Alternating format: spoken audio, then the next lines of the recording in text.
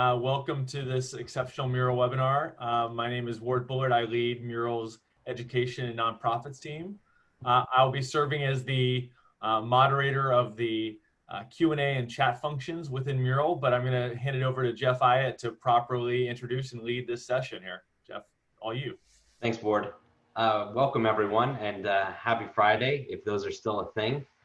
I teach design thinking at UC Berkeley in the Haas School of Business, and Ward teaches design thinking at the D School at Stanford. And so we just we firmly believe that this is just an amazing platform to bring people together, particularly in these times. And my mission here at Mural is to move it beyond a platform that's merely a whiteboard, a digital whiteboard, to that level where it begins to be used for the actual ideation and design thinking process. And then hopefully today's conversation with Adam will lift us up to that level where we really view Mural as an integral part of our tech stack that we use either personally, professionally, or in the classroom. And whether you're, again, a professional facilitator or in the classroom, uncertainty around the fall, why can't Mural be part of that going forward regardless? And so Adams is going to give us a little bit of a expert level class, as I'd like to say, on how he's integrated it across various technology platforms, and particularly with an eye towards his experience as a dedicated Agile practitioner. So with that, Adam, I'll turn it over to you. Welcome, thank you for joining us, and welcome to the Mural Lunchtime chat room. Thank you very much. Thanks, Ward and Jeff. Good afternoon or good evening, or maybe good evening, wherever you are. Thanks for making time to learn how Mural was used at the Institute of Design.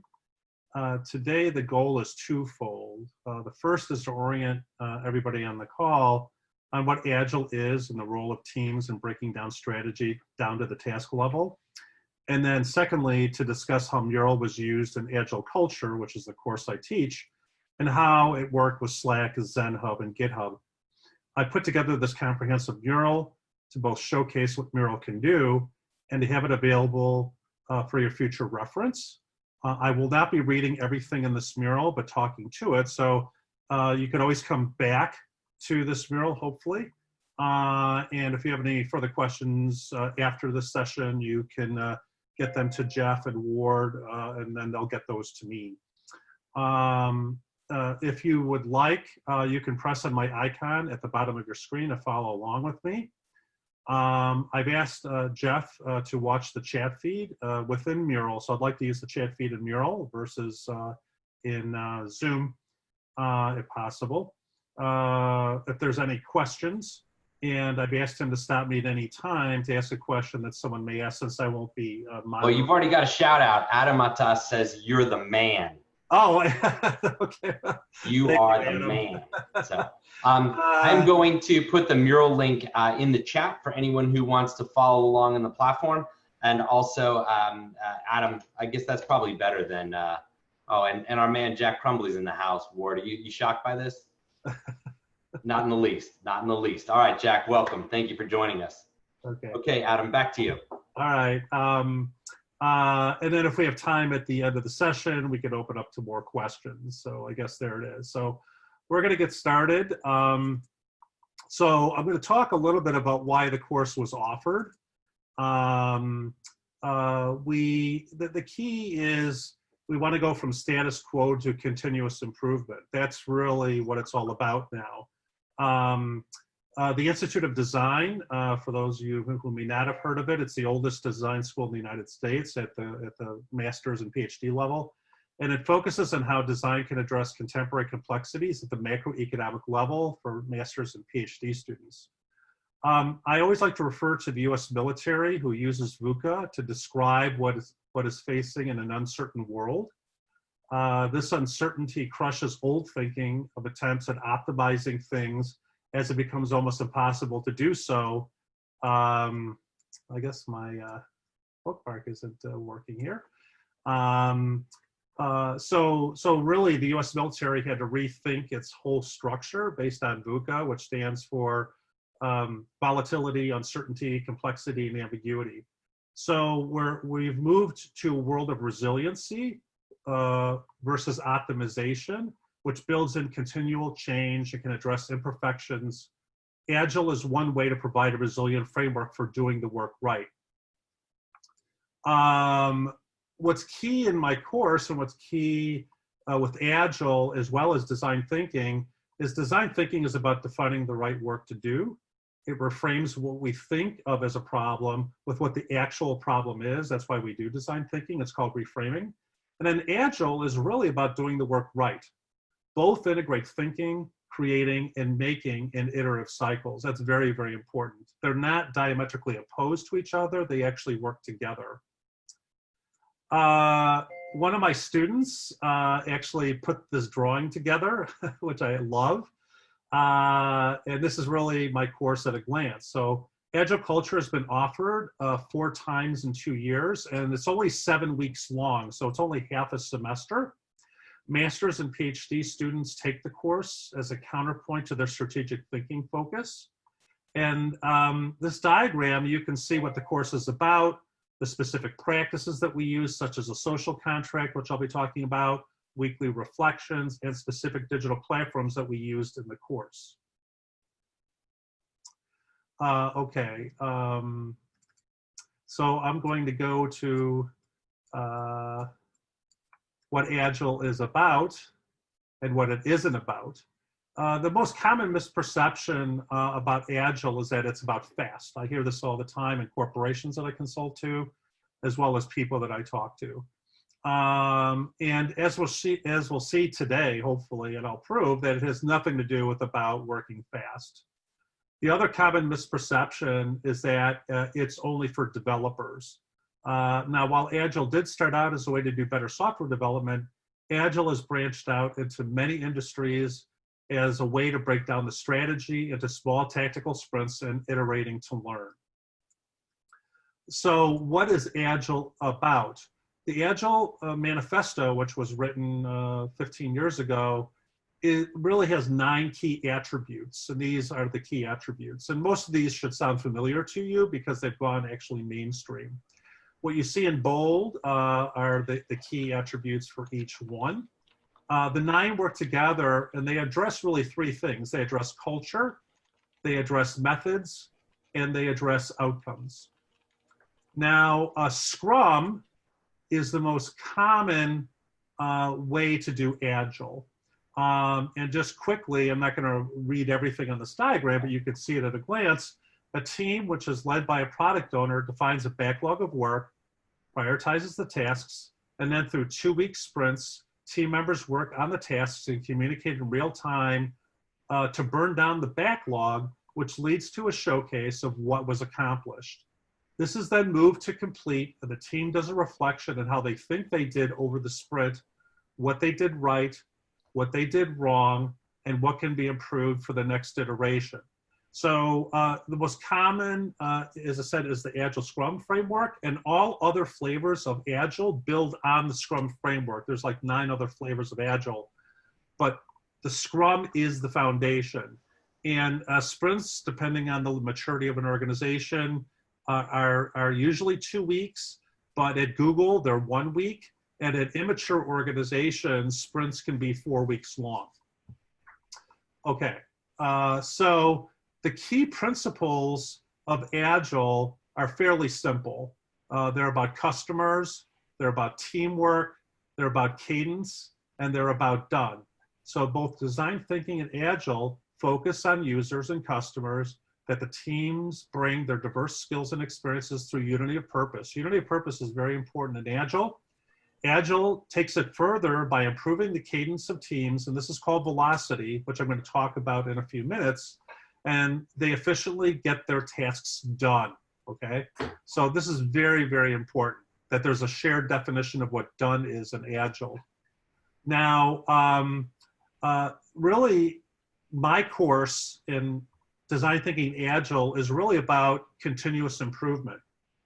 And so you can see in this diagram, design thinking defines the goal, breaks down the goal into hills, or what we call value proposition statements, and gets granular on people, objects, environments, messages, and systems to achieve the goal.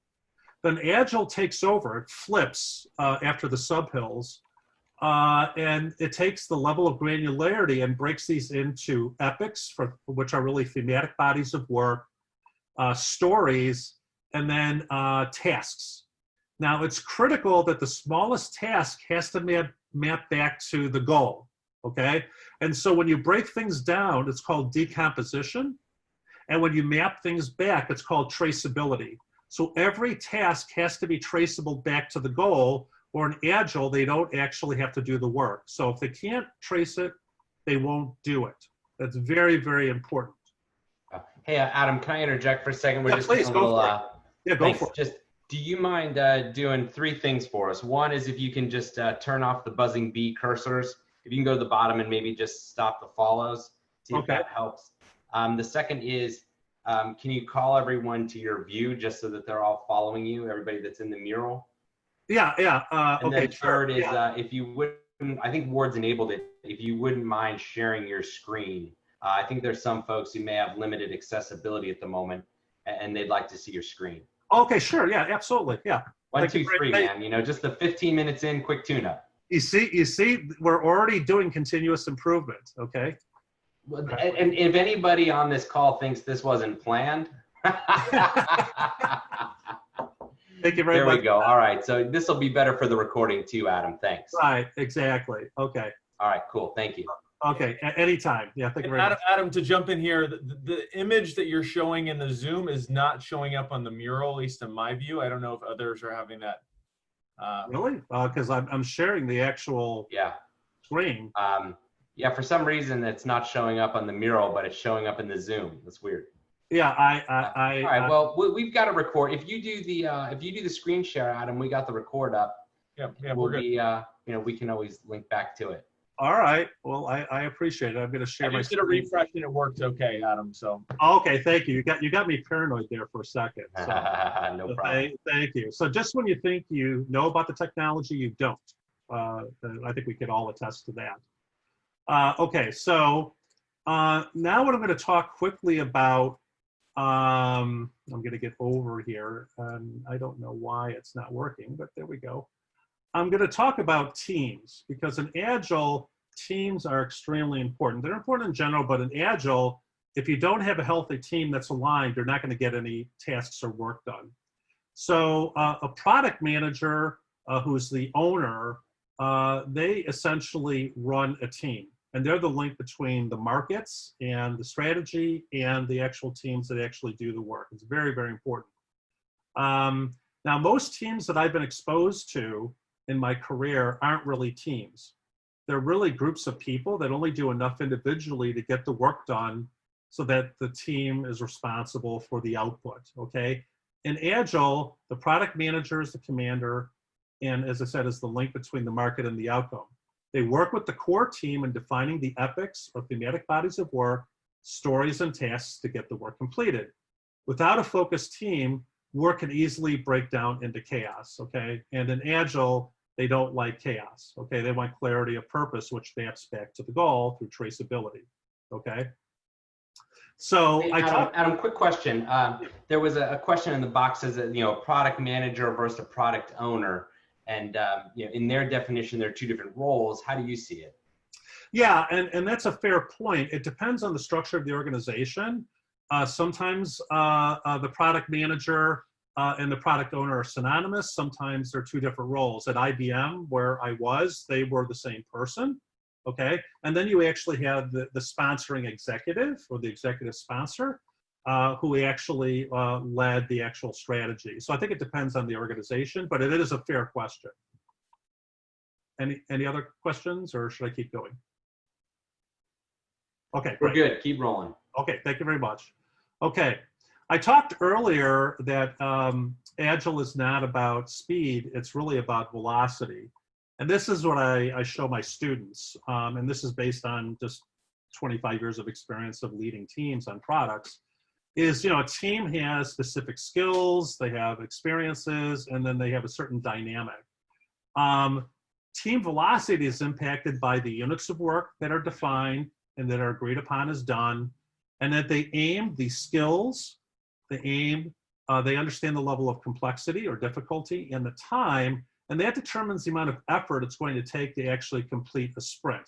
So in Agile, they talk really about the velocity of teams, and teams can have different velocities even though they may have the same level of complexity of work, because different teams have different skills, experiences, and dynamics, okay? And just based on our experience working in teams, that would be empirically true. A team takes ownership of the backlog and determines what work is done and in what order.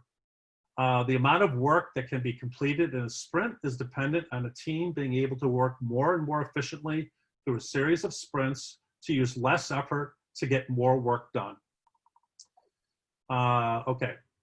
Now, I want to also address meetings because this is very important. Agile is anti-meeting because all work is visible, okay? So you don't necessarily need to meet because everybody knows what's going on. So Agile views meetings differently than a bunch of people meeting in a room for an hour at a time, because that's a time waster. Agile views meetings as points of contact between 2 or more people in 5 to 15-minute interactions. They do a daily 15-minute stand-up where the team discusses what they will do for the day. In my course, students use Slack for quick interactions and communications, use Google Hangouts for 30-minute working meetings, and had in-person, on-site working meetings for an hour a week. So that's how, so this diagram actually comes from my course to try to put in context what the role of contact time and meetings are. And this actually helped the students become much more effective and really protecting their time. Okay, all right. And then I'm going to go to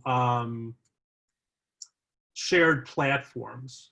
Okay, this is really important because obviously without shared platforms, Agile would fall apart, as mostly everything would. So everyone on this call uses some type of digital platform to communicate, to share, and to get things done. Google is the most popular platform that weaves together individual programs like Gmail, Google Docs, and other things, okay? For my course, we used 5 platforms that did very specific things in order to support the goal of the course. So we used MURAL for ideation. We used ZenHub, which actually tracks work in a Kanban. We used GitHub as the main repository to generate issues and tasks. And GitHub and ZenHub work together. Okay, so they're owned by Microsoft. They bought them a few years ago, so they work together. Slack was used for threaded discussions, and Google Hangouts was used as our telepresence platform, okay? Now, what's very important that with these platforms is that you had what they call API integration. And the great thing about MURAL Hey, Adam, before you jump into API integration, if you don't mind. Yeah, please. Just a couple of questions that came in here. Go for it. The first one is this, just a quick review of what velocity is. Okay. Okay, velocity is the ability of the team, and I'll go back to velocity because it's right here, okay? Right here. So velocity is determined by the specific skills, experiences, and team dynamic, okay? That's the context. So what teams do is that they will take units of work, they will look at their skills, the level of complexity of the work, and the time to complete the work, which is usually done in a sprint, okay?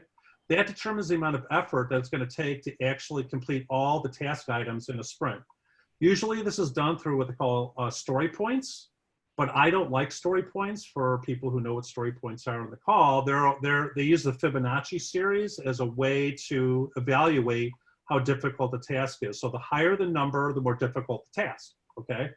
I use what they call relative estimating, and I'll talk about relative estimating in a minute because relative estimating is a more intuitive way to understand how big a task is to get completed. So did that help?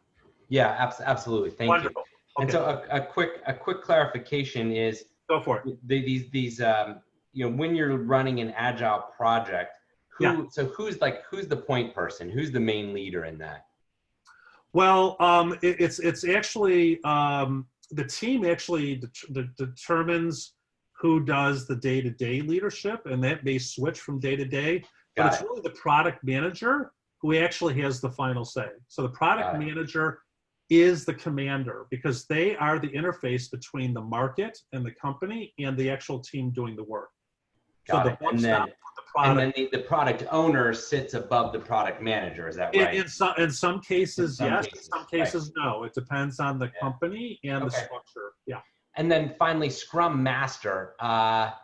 Is that a role, or is that just a certification? What's specific? Very good. Yeah, you can get certified to be a Scrum Master, absolutely, through the Agile Institute, etc. A Scrum Master essentially is the person who controls the sort of the efficiency of the sprint.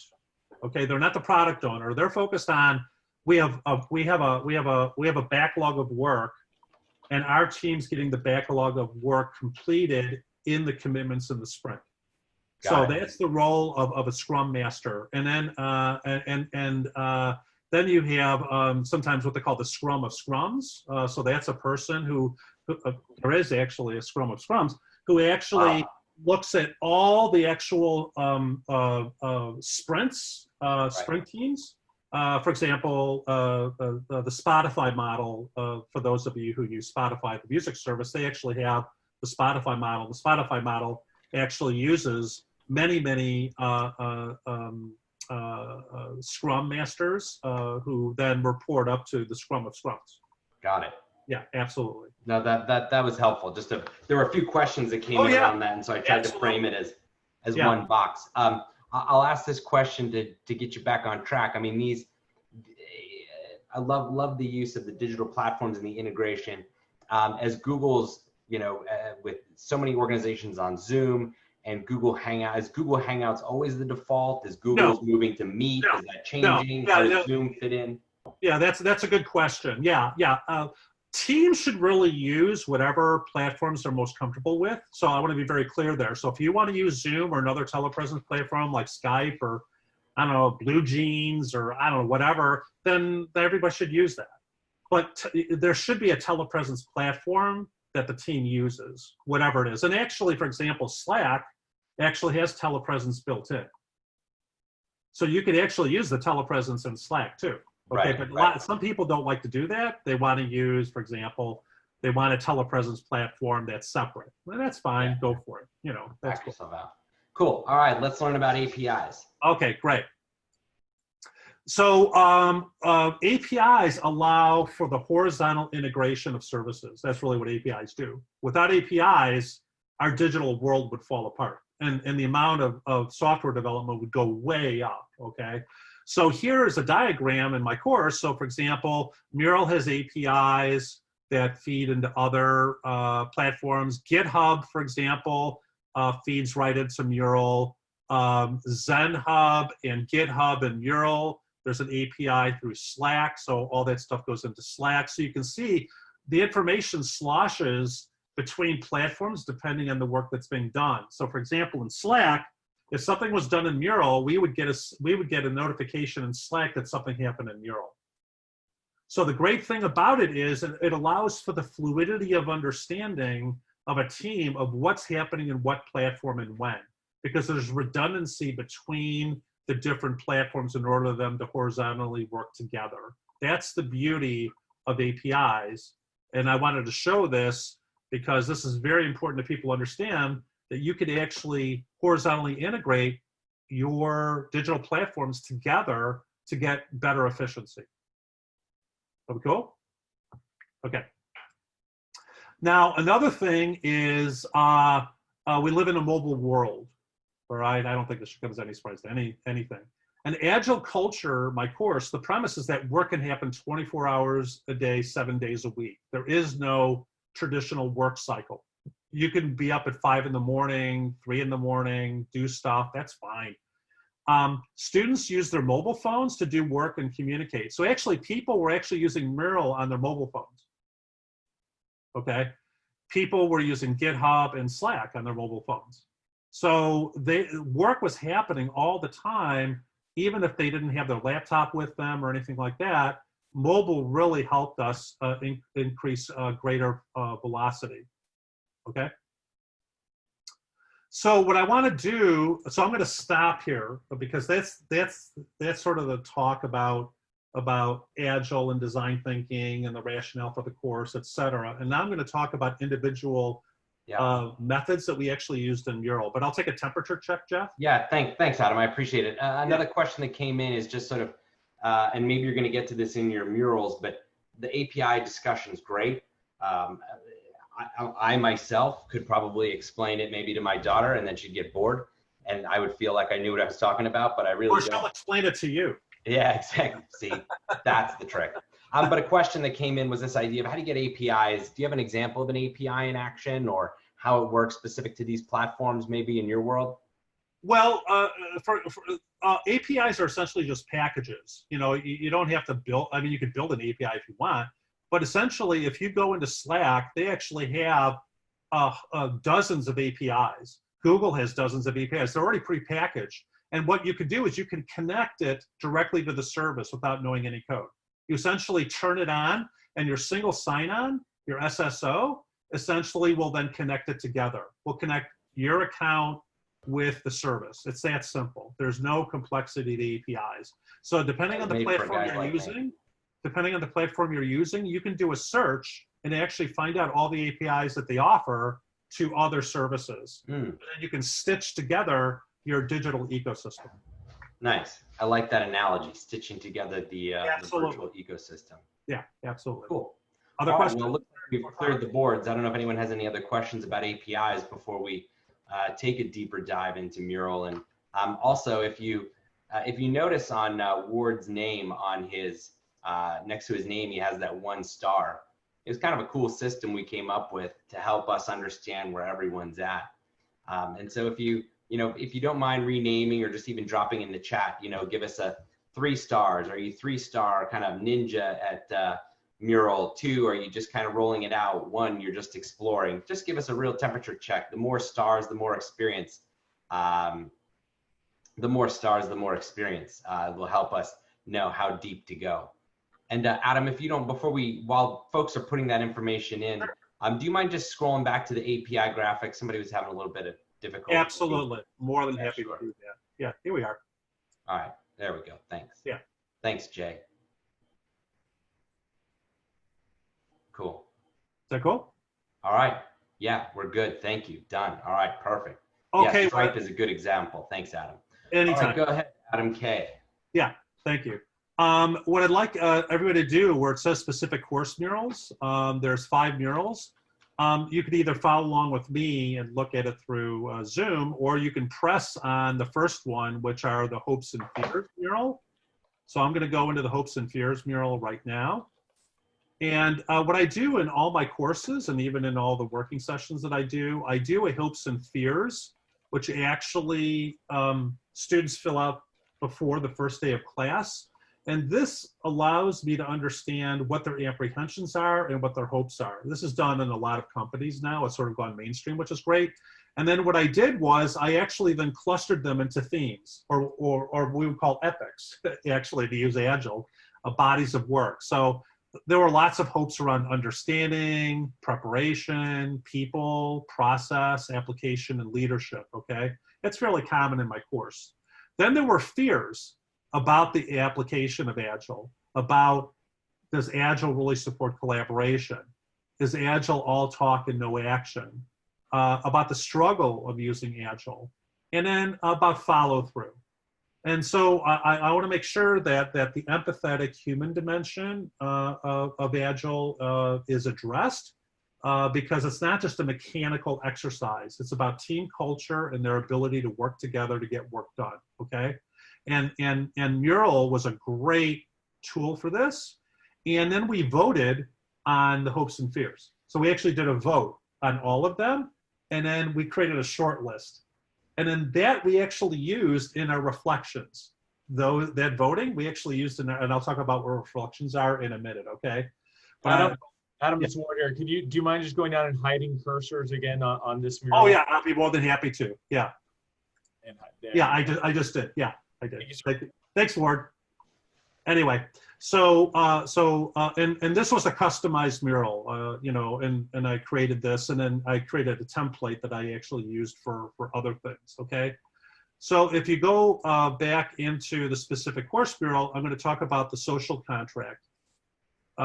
So in Agile, teams have what they call a social contract.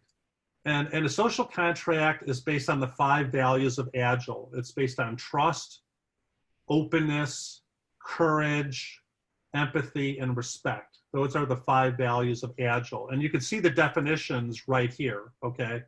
You know, so they're actually defined, all right? So it's not subjective. And then what the teams do is they actually talk about what beliefs do we want to have and what behaviors do we want to have about trust and about openness and about courage and empathy and respect. So we had a series of values and beliefs and behaviors. And then what we did was we created a short list, and this is our aggregated social contract, okay? So trust was defined as the ability to create reliability and dependency. Knowing when you can be open and you don't have to be judged. Learning about each other in the system. Willingness, and then openness was the willingness to explore new things, or the willingness to understand where a person's opinion is. I'm not going to read all of these because you can see these. But the point was of the social contract is to align the team on the behaviors that they want to have as a team. And then when we actually did the work, and then we actually reflected on the work, we used the social contract as a yardstick. Okay, it's very important, okay? That determined the behavior, all right? So if we go back, we're now gonna talk about the goal, hills, and definitions and sub-hills, okay? So this actually comes from IBM. I worked at IBM for 5 years in systems. And we used hills as a way to actually help product owners and management determine the goal of a project. The hill statements have a who, a what, and a wow. Who is a persona, what is the enabling task, and the wow is the business value. And so there are 3 hill statements for every goal, no more than 3. And then what students did was they actually chose one hill statement. So this one was hill 2. They actually took that hill statement and they actually broke it down and they defined every term in the hill. They actually broke it down and they created definitions of what each term was. And that was a way to get subjectivity out of the hill statement and to actually get them aligned on the details of how a hill was captured.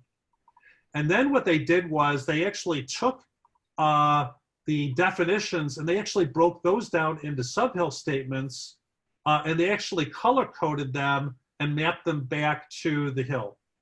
So this actually is a system of teams to decompose the goal into hills, into definitions, and into sub-hills, and then to easily trace back the detail of a sub-hill back to the hill and then back to the goal, okay? If you want to learn more about this, you can go to IBM's website. It's open source, and you can learn all you want about hills and sub-hills and things of that nature. Okay? I'm not going to get you guys trained on that. I was going to say this is you know, professional level muraling here, just with the design, even in and of itself, is beautiful. But definitely right, and by the way, you're outlining. Without Mural, this would be very difficult to do. Yeah, it would be very hard to do. You'd have to use Excel. Or, you know, I don't know, whatever. It's too. Yeah, this would be an unbelievable Excel document. Absolutely, and I've seen them. Believe me, Jeff, I have. Okay, so then now we're going to actually talk about user stories. So if you press on the user stories link, that will take you here. And by the way, I did not create this mural. One of the teams did. So this goes to Jeff and Ward. Teams actually found new uses for mural. I mean, I sort of got them started, but they were creating their own murals. That's absolutely incredible. Individual teams. So what I love about this mural was they actually took the hill statement, which is on the left vertical, and they actually then created the story statements. So they had 10 story statements, and they created essentially a grid, and they could look at them at a glance. This was a fantastic use of mural. I mean, I love showing this mural because that's incredible. Yeah, it really So if we shows. look at it vertically, so say story number one was a project manager, they've got their goal, and then they have their rationale. Exactly. You've got it. That's exactly it. That's that. And then what's to continue, so they develop all these stories, and just to sort of ground it in your process, these stories, as I'm sensing, are to build empathy with your user, to explore different viewpoints and different users, how they would access your product or service. And then if that's true, then what would be the jumping off point? Not necessarily, Jeff. Really, stories are a way to make tangible the actual subhill statements. Stories in Agile are very specific. As a user, I want to achieve something so that I can get a benefit. That's like an Agile story. And I don't care where you are in the world, that is an Agile story. So these Agile stories provide specificity, Jeff, for teams to actually be able to then create tasks. So if a story, as a program manager, I want to receive performance report of game sites over time so that I know which one needs to be improved, you could then essentially develop a series of tasks in order to make that story happen in your backlog. Nice. Okay. One question that came in is just you talked about IBM and a lot of their methodology being open source. Does IBM offer the murals, or is there any way for the users to leverage this? The short answer is no. I will let Ward maybe address that a little bit more, because I was at IBM when Mural was brought aboard as a platform, and we actually helped Mural create the enterprise version of Mural. And this is when it was called. This is when it was called Murally. It was not called Mural. It was called Murally. Okay. So I was there when that happened, and so IBM really embraced Mural as a way to quickly ideate and organize people's thoughts. That's the power of Mural. Ward, there actually may be certain IBM practices that actually you can find as templates on Mural. I don't know, but that very well may be the case. But I would go to IBM.com to their design thinking section, and they may actually have certain templates. I don't know. Cool. And to build on that, Adam, I think, Ward, that's probably a great teacher's lounge for next week, is to leverage some of these Agile templates and talk about those. So we'll plug the teacher's lounges at the end, but it's a way, just a more informal setting to kind of let you play with some of the advanced features of Mural. Wonderful. Thanks. Okay, we're on the home stretch. Then we actually did sizing, because I talked about story points. That was a little while ago, but I talked about ways to estimate the difficulty of something, and they give them story points. So if you press on the team sizing, I actually created this Mural as a template, and it's done by t-shirt sizing. So either stories can be small, can be medium, or can be large. It's a very simple way to sort of categorize your stories. Like, this is a small story, it's easy to get done, not a lot of effort. This is a large story, it's going to take more people, more time, more level of difficulty. So you can categorize your different stories in small, medium, and large, and then you can group those together in your sprint in order to get the work done. So the only way a sprint can actually get done is to understand how many small, medium, and large tasks can be done in 2 weeks. That's really what story sizing is all about, okay? And that helps prioritize your backlog. And then the last mural that I'm going to show you today is called the team reflection, okay, the weekly reflection. I'm going to go into that right now. And what's very important in Agile is that after every major deliverable in a sprint, the team is supposed to reflect on how they did as a team. Very important. And so there's 3 key questions in Agile in a reflection that you ask as a team. What did we do right, or what worked? What did we do wrong, or what didn't work?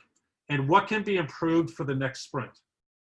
That's the continuous improvement aspect of Agile, okay? And so my course had 4 teams, and the teams would actually fill this out before we met as a class. And then we would actually, the team would get up and they would describe their struggles and their successes, and the other teams could actually hear that, okay? And so teams didn't feel alone if they were having a difficult week, because maybe all the teams were having difficulty that week, okay? So it's very important that for Agile to work, you have to have team reflections. If I've actually gone to corporations that don't do reflections, I'm like, how do you know how teams are doing as a team if you don't do reflections? Reflections are a way to continuously improve the performance of a team, which improves the velocity in a sprint. Okay, very, very important. And then lastly, what I'm going to do is I'm going to actually show a video. I actually have a video, which there's a link in Mural.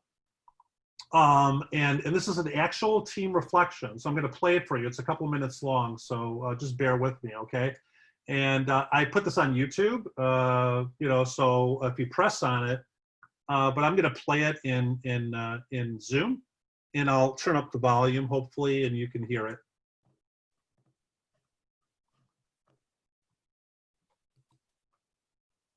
Really productive. The feedback from the last reflection really boosted the team. I feel like finally became a team. Everyone contributed equally. Everyone tossed ideas around, used the tools correctly. We used Slack to go back and forth on what each just used it in regards to what we're working on. Yes. I mean, we had we had like agile thinking in our meeting. So we have a very great meeting, and then we get feedback from everyone and from Adam. So then we refine, you know, our structure of final presentation. Yeah, so it's pretty. I think we improved our efficiency, and yes, I think it's very effective.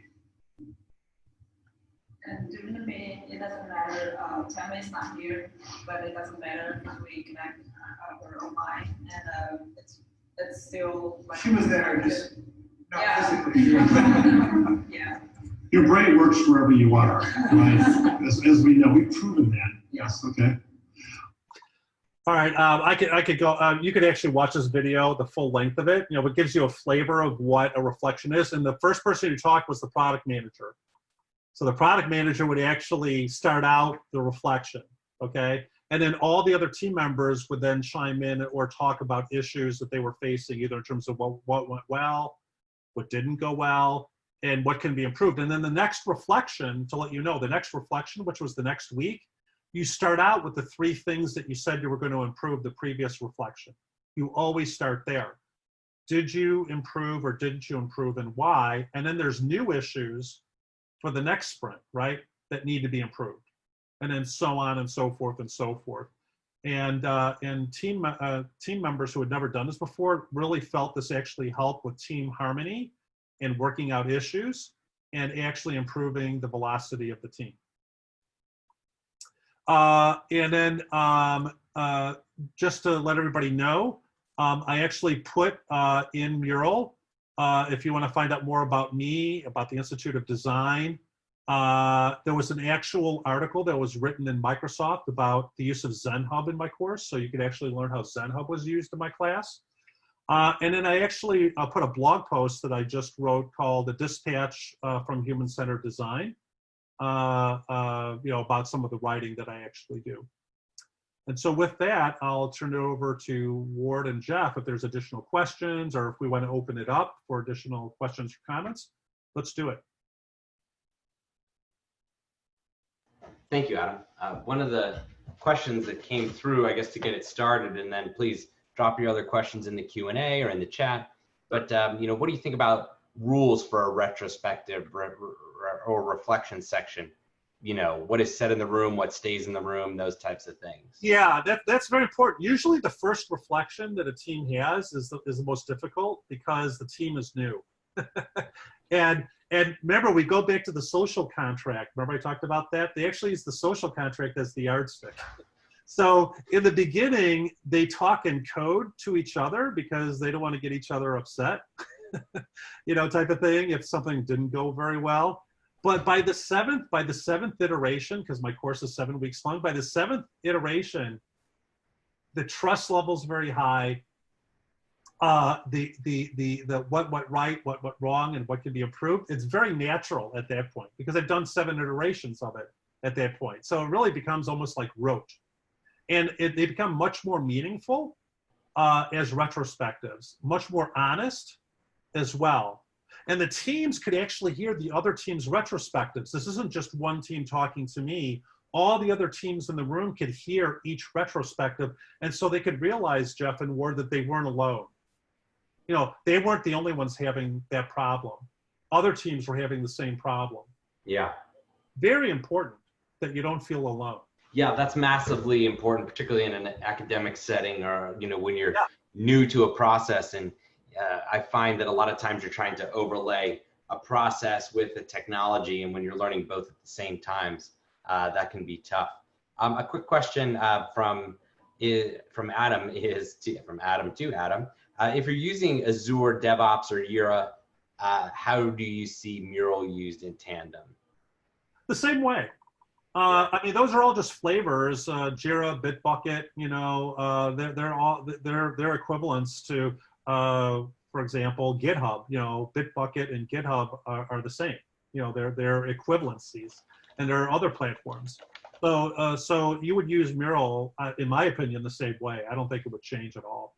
Yeah, cool. So what about when you're talking about the Agile teams? You know, what are some cool ideas for an Agile team?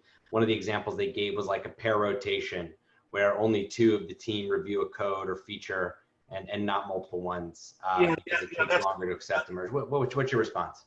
Yeah, that's called pair programming, and that's very important in Agile and in any business. Is the people that doing the work shouldn't check the quality of the work because they're too close to it. So you actually have somebody else that has similar skills check the work. And that goes back to the Kanban that I talked about earlier. Kanban essentially is a Toyota framework for tracking work. And that's what ZenHub is. ZenHub essentially is a Kanban. That's really what ZenHub is. And so, for example, you not only have done, Jeff, you also have closed. There's 2 levels of done. There's done. Right, okay, good. There's done. Then there's QA, which is the pair programming aspect, Jeff, that you just talked about. Yep. QA, and if something doesn't match the task, it goes from done back into in progress. I see. Okay, it's kicked back. And then it's resubmitted as done, and if it meets QA, then it's actually closed. And closed means like done. You know, it's like it goes out of the backlog. Okay, nice. So there's 2 levels of done in Agile, but there's clear specificity of what done means and what closed means. It isn't subjective. Okay. Yeah. Very cool. I think one of the questions was just, you know, specifically like, is there any of the courses that you teach or anything? I mean, I think some of the specific, some of the other instructors on the call are looking for some of your sauce. I don't know if you don't mind if we share your email address individually, or are you free to give it out to the others? It's up to you. Yeah, please do. Sure, if people want to contact me, they can. By the way, this course is the only Agile course offered at the Institute of Design. And the course has become so popular because the students virally market it to each other, because it's based on electives. This is an elective course, it's not required. That actually now faculty, I did an actual faculty working session on aspects of my course, so they could actually integrate Agile into their courses. Wow. And what was the range of disciplines? I mean, it's design focused, obviously, but it is. That seems like it's a really exciting step to think that other instructors are looking to incorporate that into their classes. It is because the pressure on the semester is getting greater and greater and greater. And so the real question is, what is the role of contact time? So if you have a course that's 3 hours a week, contact time, you know, that's your responsibility. That's not really enough for learning. So the great thing about Agile and the tooling and everything I talked about today is that really the course becomes a conversation over the whole week. It isn't just about the 3 contact hours. It's about actually answering questions and feedback all through the week, because there's no hidden work in Agile. So when I would actually go into my class, my physical class, Jeff, for the 3 hours, I didn't ask teams like, how was your week, or what did you get done? I already knew everything going into the course, going into the classroom. So the classroom becomes a laboratory to improve the work, to improve the thinking. You see my point?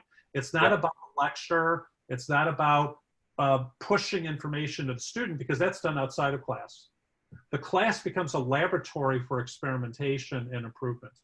And I want to touch on that, Adam, because that what came in as a question here is, there's one of the participants is a teacher, and they're looking to take their class online this fall, and it's so some of the potential challenges either with tools or other students.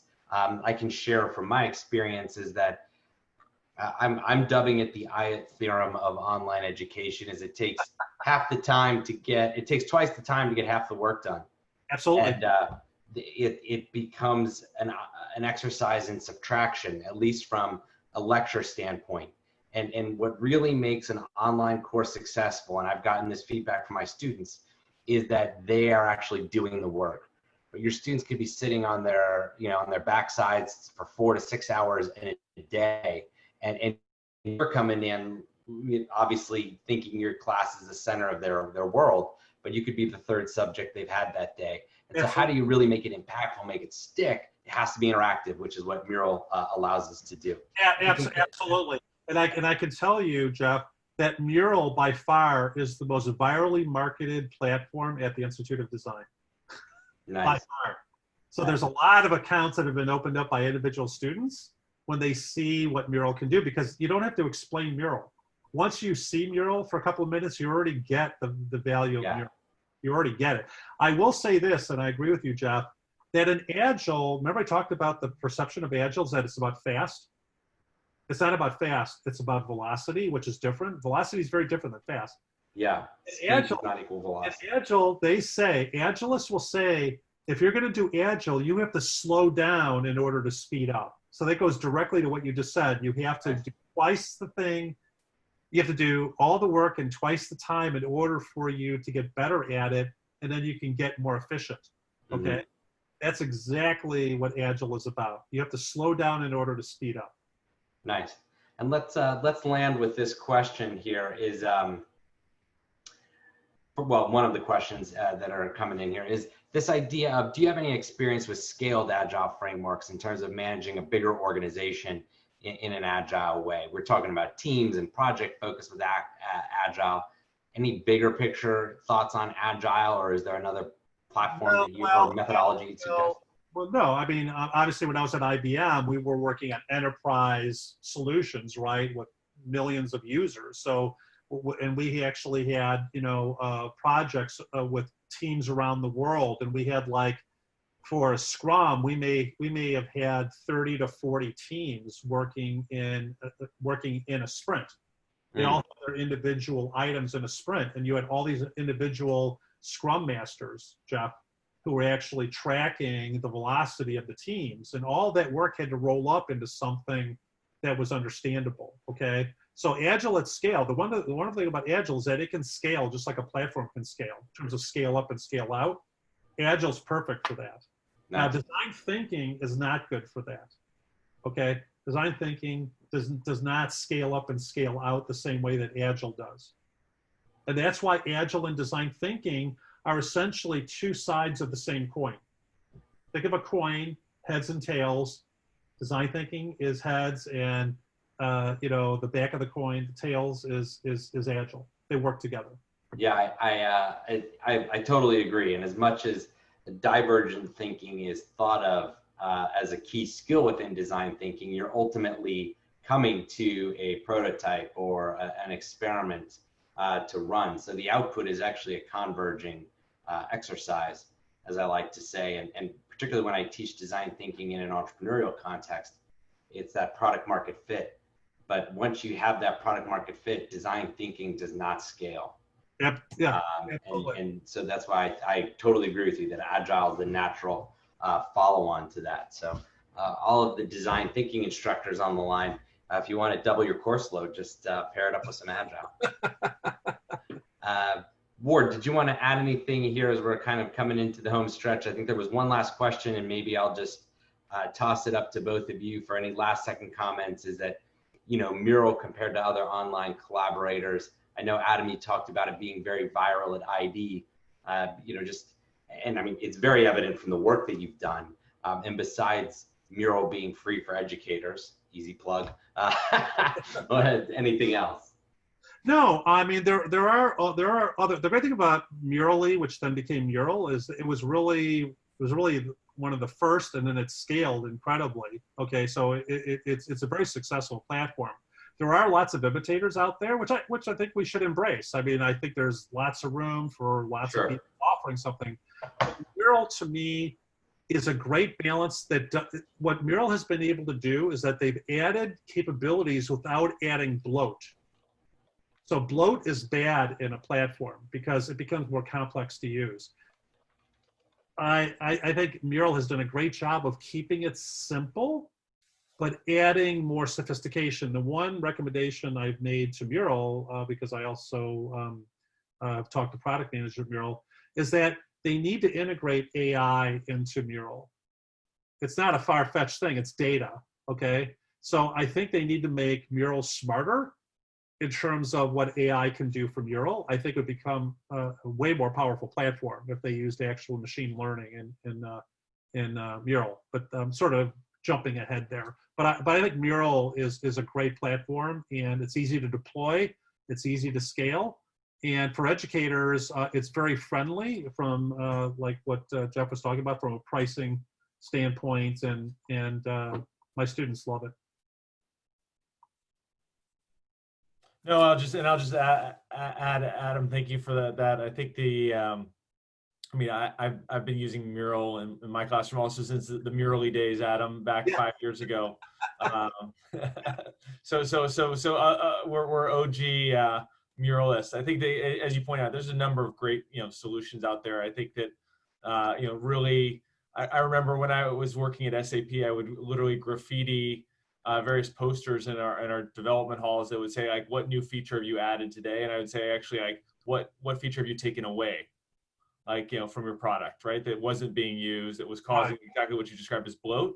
Yeah. And I think that the real differentiator for Mural in terms of why I've always found it to be so attractive within the classroom context is the real simple and easy onboarding that we just experienced today around that anonymous user function. We weren't stuck in having to become, members or guests. We're immediately able to get into the Mural. And while we weren't necessarily participating in this one in a live brainstorming session, the fact is it's a real easy way for people to jump in and get going. So, I mean, that to me has been something I've enjoyed really since the onset. Right. Thanks for sharing that. And I think we're at the top of the hour, Jeff. We did it. It's like we're professionals or something. Thanks again. Thank you, Tanvir. Thank you very much. Christina, thank you for the kind words. Thornton, we appreciate it. And we will make the recording of this available, and we'll be doing our best to distill this into a blog post as well to capture some of Adam's real high-level thoughts. But in the meantime, please check out the resources he made available through the Mural board. And we just want to extend a warm thank you to Adam for taking the time today. Next week, we are going to be having office hours on Tuesday, Wednesday, and Thursday. You can learn about those at mural.co/webinars, where Ward and I will be taking a deeper dive into different aspects. And if you have program-specific questions, we'll be happy to lift those up and answer for you. And tell them about next Friday's session, too. Don't forget. Sure. Next Friday, Adam will be on the other side of the screen as an attendee when Ole Sorensen will be coming to share his tips for using sketch and iconography in murals to kind of lift up and make them increasingly engaging. Ole, the author of Visual Collaboration. So there we go. Oh, I'm coming to that for sure. There it is, man. I can even get you a backstage pass, Adam. Good job, my man. All right. I want everybody to have a great weekend. Yeah, everybody. Thanks, everyone. See you soon. Bye-bye.